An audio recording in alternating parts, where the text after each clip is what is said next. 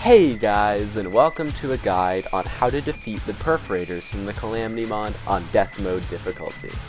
The Perforators are the third unique Calamity boss you can face, and are normally fought after the Brain of Cthulhu. The Perforators can only be fought in the Crimson, while its counterpart, the Hive Mind, is exclusive to Corruption Worlds.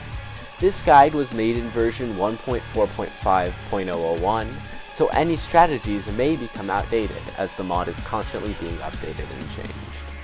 This guide will cover the more overall strategies, like building a good arena and learning the boss's attack patterns, and not the most powerful weapons that each class has available.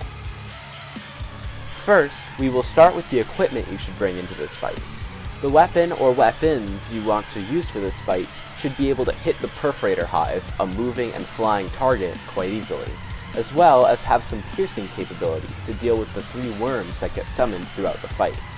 I will be using a demon side for this demonstration because of its piercing and high damage.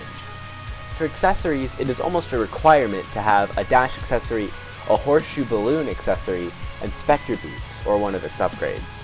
I will only be using spectre boots, a yellow horseshoe balloon, and a counter scarf. Potions can also help if you're struggling with the boss. Iron Skin, Swiftness, and Regeneration potions are good foundations, as well as Wrath or Rage, Endurance, or any potions benefiting your class. I will be using the Mana Regeneration and Magic Power potions to be able to consistently use my magic weapon. Next, we will build the arena for this fight. The Perforators will enrage and become invincible if you leave the Crimson, so the entire arena should fit inside of the biome. The arena for this fight should be basically exactly the same as the one shown in the video. The platform is high up so that you will have plenty of space to go under the hive when it is attempting to ram you, as well as a large space to dodge the Perforator worms. The roof is at a specific height which gives you a good amount of jumping space, while also being able to block the projectiles the hive shoots while it is hovering over you. This lets you only need to focus on the worm that spawned and not have to juggle 2 enemies at the same time. The ground of the arena is covered with crimstone blocks in order to prevent the crimson thorns from growing and hurting you during boss fights. And, of course, the longer your arena is, the better, because it gives you more room to dodge attacks. And if you're struggling, you can always put down campfires and heart lanterns for extra regeneration.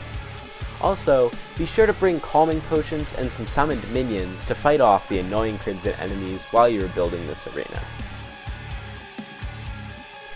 After the equipment is gathered and the arena is constructed, it is time to fight the boss. The Perforator cysts should spawn on the base of the arena, so you can summon the boss practically infinite times, so don't worry about losing one fight. There are many phases in this fight.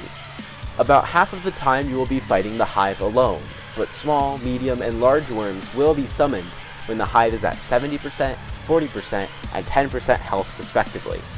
These worms require you to quickly change your dodging techniques when they are summoned, and the most dangerous part of the fight is trying to get back into the dodge patterns for each phase. First, we will go over how to dodge the Perforator Hive's projectiles and charge attack. Start by running away from the hive and doing a single jump to lure the hive into charging above where you would be. Use that extra space to go down through the platform, dash and double jump to get to the other side of the hive, and repeat this pattern. Now for how to dodge the Perforator worms. The boss cursor mod is exceptionally handy for determining where the worms are, but you can just use the mini-map if you do not want to download that mod. In death mode, the worms have become significantly shorter in order to make piercing weapons ineffective, but we can use this as an advantage instead.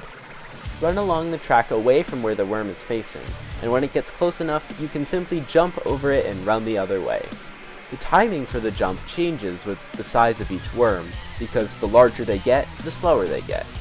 I personally still have a hard time jumping over the small one, so jump a little before you think you need to. While you're dodging the worms, the hive would normally still be bombarding you with projectiles, but the roof on top of the arena blocks almost all of them. One word of warning though.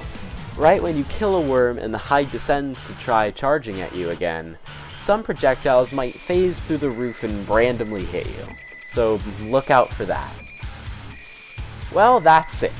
If you have any questions about the strategies used in this video, feel free to ask in the comments below. I will be doing tutorials on the Hive Mind and the Slime God, and maybe more. so subscribe if you want to see more guides like this. Thanks for watching, and see y'all later.